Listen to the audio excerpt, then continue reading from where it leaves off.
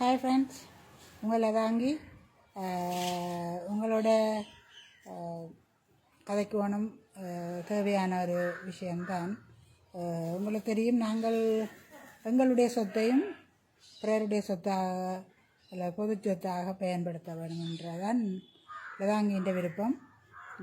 இவ்வளவுதான் இலவச பண்டா கூட அதை நாங்கள் பெருமதி பார்க்கணும். இப்போ தண்ணி கண்டுட்டு நாங்கள் லதாங்கி தண்ணியை கூட அளவாகத்தான் பாவிப்பா. காரணம், தண்ணி இல்லாமல் எத்தனையோ இடங்கள் இருந்து குளிக்க தண்ணி இல்லாமல் அப்படி இல்லாமல் இந்தியாவில் எல்லாம் சில இடங்கள் அப்படி இருக்குன்னு. அதால் தண்ணியை கூட லதாங்கி சிக்கனமாக தான் பாவிப்பா.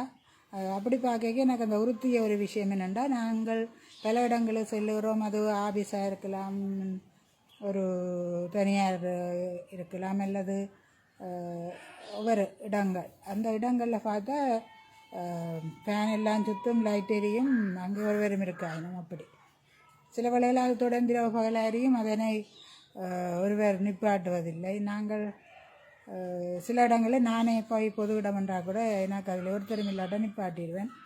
அப்படி நாங்கள் பொதுவையும் பொது சொத்தையும் நாங்கள் எங்கிட்ட சொத்து போலாம் வேணும். சிலர் தங்கட சொத்தையே உதாசனம் செய்கிறவர்களும் இருக்கிறார்கள், என்ன அப்படி இருக்கிறார்கள்.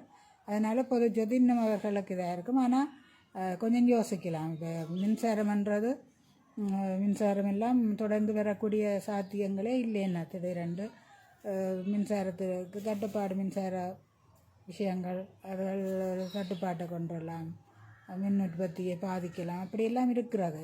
நாங்கள் எதிர்காலம் அப்படித்தான் யோசிக்கணும். இதை இப்போ நான் லதாங்கி சொல்ல வரேன்னுண்டா, அந்த மின்சார விஷயத்தில் நீங்கள் கொஞ்சம் விழிப்பாயிருங்க. பொது இடங்கள் அல்லது எங்கே என்றாலும் தானாக மின்சாரம் சுழல்வதை எல்லாம் நிப்பாட்ட பாருங்க. லதாங்கின்ற ஒரு கருத்து நீங்கள் கிணவீரதை ஆமோதிப்பீங்கள், செவிமடுப்பீங்கள் நம்பிக்கையிலே. தேங்க்யூ.